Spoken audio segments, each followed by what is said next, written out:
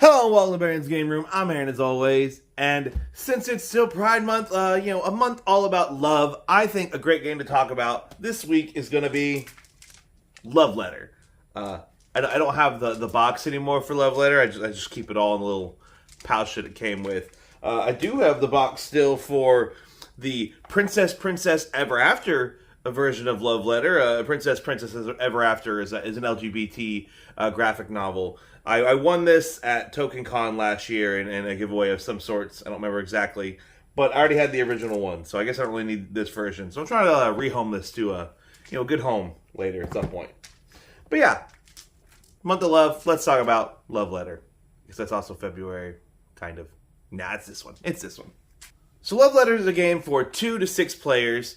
I believe the technical story in it is that you are trying to get your love letter you've written to the princess without being intercepted along the way. I think that's the technical story for the game. Anyway, the gameplay of it is simply that each round you are trying to be the last player either still in the round, as you can get knocked out of each round, or at the very end of the round you're trying to be the player that has the highest number card in your hand. So I guess you could say it's just sort of a hand management game, a bit, I guess, of a, I wouldn't say social deduction, but there is some like deduction going on as you're trying to figure out what's in people's hands, and if you're paying attention to the cards being played and stuff, you can kind of hone in on, I think you're holding one of these 2 cards, maybe, stuff like that. But anyway, yeah, let's get to the table and talk about it. All right, let's dump this all out here. Whee! Now, I guess you could almost kind of call this a hidden role game too, as I believe they call these, I think they call them characters. Anyway, yeah, let's get rolling with this.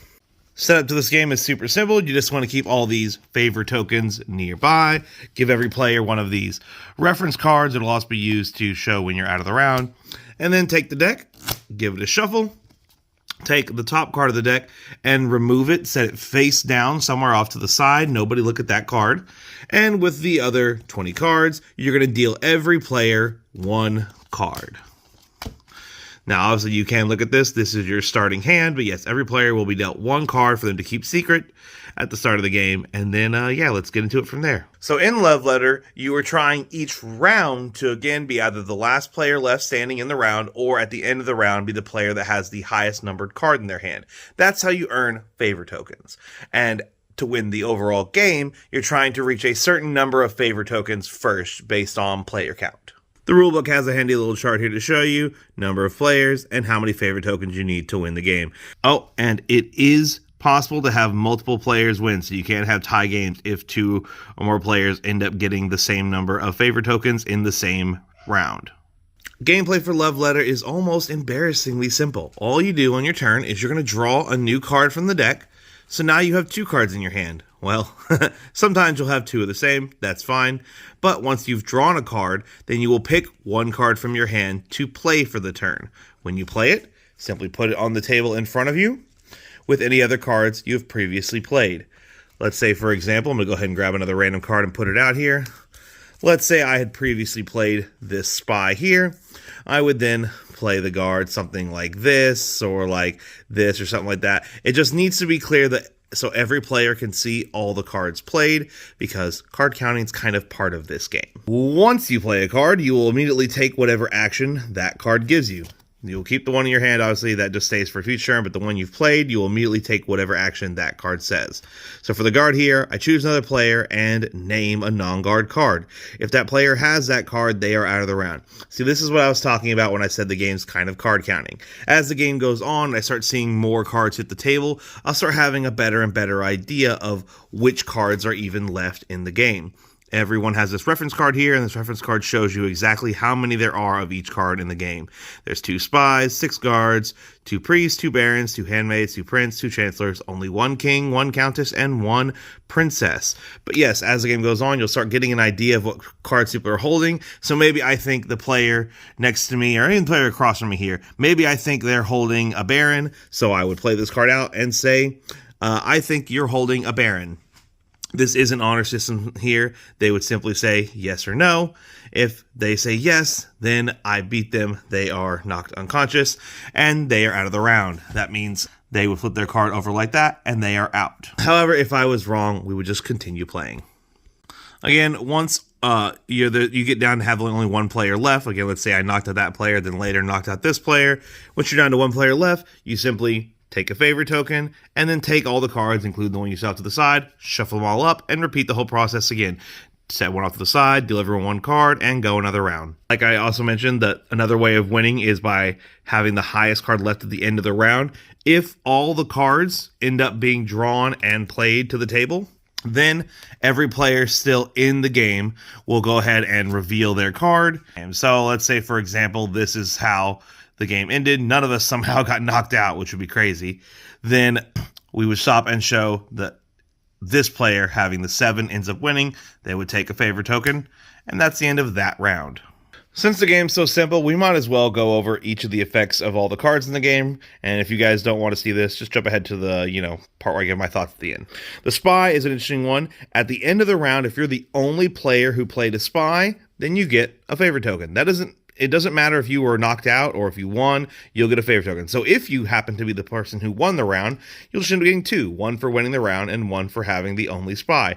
But let's say another player won, they would get a favor token for winning the round, and you would still get a favor token for being the only player that played a spy. If the second spy ends up being played by another player, then neither of you gets any points. We already went over the guard. The guard, you just call out another character card. If that player is holding it, they say yes, and then you've knocked them out of the round. If they say no, then the game continues. The priest is choose and look at another player's hand. Great combo with the guard. If I play that out, I simply pick a player, and they show me the one card they are currently holding in their hand. The Baron, not associated with us, I promise. Choose and secretly compare hands with another player. Whoever has the lower value is out this round. So whenever you play him, you'll immediately compare whatever card you're holding in your hand right now with another player at the table. So maybe I've holding the handmaid, I call the player, we both just compare our hands. I have the higher one as the handmaid, so the player with the priest would be knocked out. But if it were opposite, if I, for some reason, played that and I was holding the priest, then I would end up being knocked out because theirs is obviously higher than mine. In a situation where you have a tie, then no one is knocked out. You just keep playing. Number 4 is the handmaid. Until your next turn, other players cannot choose you for their effects. So that means if you play this one out, every other player, when they play their cards, they cannot affect you with whatever their card effect says. Now, that means if there is a card that has to affect another player, it simply means that card does nothing now if you are the only possible target. So let's say I played the handmaid, and then the next player to my left tries to play the Baron. In a three or more player game, they'll just have to pick one of the other players at the table. But if it's just down to 2 players, then they'll have to just play the Baron and do nothing this turn. Going on to the Prince, choose any player, including yourself. That player discards their hand and redraws. Super simple. You're just going to be like, I don't want this card anymore. I'm going to discard it away. And then draw a new one. God, there's so many guards. Discarding away doesn't activate its effects or anything. It just hits the table and, doesn't do anything. Draw a new card. The Chancellor, number 6. Draw 2 cards, keep 1, and put the other 2 on the bottom of the deck in any order. So, reminder that in the game, you'll always be holding 1 card. Let's say you pick up the Chancellor, decide to play them. You'll then draw 2 new cards, so you're now holding 3 cards in total.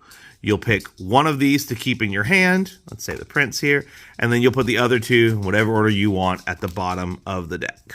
Going on to the King here, number 7. If you play the King out for some reason, you can choose and trade hands with another player.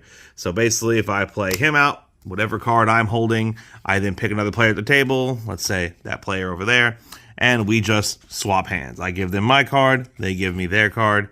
There we go. Next is number 8, the Countess. If the king or prince is in your hand, you must play this card. She doesn't have any effect when she's played. It's simply her effect takes place in your hand in general. If you're holding the Countess and you end up drawing the king, or you're holding the king and drawing the Countess, you have to play the Countess out. Same for Prince. If you're holding the Prince already or you're holding the Countess already and you end up drawing one of the other ones, you have to play the Countess. And then lastly, we have the Princess, the highest card in the game. If you play or discard this card, you are out of the round. Now, obviously, you would never choose to discard the Princess on your own, but you might be forced to in situations like the Prince over here. So if I've kind of deduced, or maybe I haven't deduced, maybe I just randomly was like, hey, you should discard your hand and draw a new one. If they happen to be holding the Princess, and that means they have to discard it and draw a new one, that would mean they lose the game. If you ever discard the Princess, not lose the game, you lose the round. I'm not going to beat around the bush here. I love Love Letter. I love its super portable form factor. That pouch is super easy to carry around with you. I love the very snappy and simple gameplay. I have a ton of fun playing this game. It's almost sometimes feels vaguely Russian roulette-esque in a way, on just this sort of trying to guess but not quite educated guess your way through a round. You know, you can count the cards as it goes along. As more cards get played, you can see, okay, both the Chancellors have been played, so they're out of the game. I can see 4 of the guards already. You know, you can figure out stuff like that. I played a Baron on you earlier, and not Baron. I played a guard on you earlier, and you said you weren't holding a Prince then. Okay.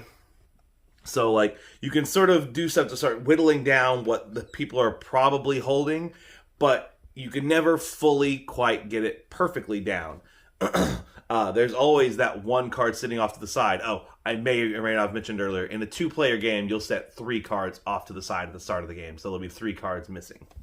And honestly, I have fun with this at all player counts I've played it. I've played little 2-player games. I've played 3 and 4. I've played up to the full 6-player games. I have a ton of fun with this game at all player counts personally. Even though you're getting eliminated from a round, the rounds are fairly short. No one has to sit out for particularly long. And that's great. Player elimination can suck, but since you're kind of in and out so quick, I don't think it's really a problem. The overall game, the rounds are snappy. The game itself is still pretty short. Man, I mean, I don't have any complaints about it, honestly. It's just a good time. It's simple, it's elegant, it's snappy, it's highly portable, which is always a plus for me. Love Letter, guys, is absolutely Baron approved. Get yourself a copy of this game.